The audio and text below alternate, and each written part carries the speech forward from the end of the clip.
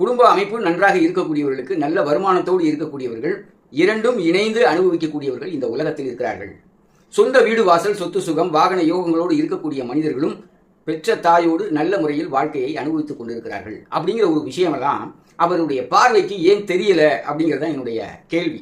ஏனென்று சொன்னால் எல்லோருமே எல்லா விதத்திலுமே பாதிக்கப்பட போகிறது கிடையாது. தாய் வழி உறவுகள், தாயாருடைய ஆதரவு இருந்தால் அவர்கள் நல்ல நிலையில் இருப்பார்கள். சொத்து சுகம் கிடைக்காது என்று ஏன் அவர் கருத வேண்டும் அப்படிங்கிற ஒரு விஷயம் இருக்கு. ஏன் அவர் அதை கருதுறார் அப்படின்னு சொன்னா, 4ஆம் பாவகத்தில் இருக்கக்கூடிய எல்லா விஷயத்தையும் ஒரு கிரகம் கொடுத்து விடாது, ஒன்றை கெடுத்து விடும் என்பதை அவர் ஆழமாக நம்புகிறார். அதான் இங்க விஷயம், அந்த நம்பிக்கை தான். இது பராசரி முறையில் சொல்லப்படவில்லை, அதில் குறைபாடு இருக்கிறது என்ற அடிப்படையில் அவர் கருதி கொண்டு, அது உயிர் ராசிகளாக இருந்தால், அதாவது ஒற்றைப்படை ராசிகள் உயிர் ராசிகள் என்றும், இரட்டைப்படை ராசிகள் என்று சொல்லக்கூடிய பெண் ராசிகள் தனகாரகம் என்றும், அதாவது உயிரற்ற இன்அனிமேட் திங்ஸை குறிப்பிடக்கூடியது. அனிமேட் திங்ஸை ஒற்றைப்படை ராசிகளும், இன்அனிமேட் திங்ஸை பொருள்காரகத்தை குறிப்பிடக்கூடியது இரட்டைப்படை ராசிகளும் என்று குறிப்பிடக்கூடிய அவர், அந்த 4ஆம் பாவகம் என்பது ஒற்றைப்படை ராசியாக வறுமையானால் அது உயிர்காரகங்களை கொடுத்து பொருள்காரகங்களை கெடுத்துவிடும் என்றும்,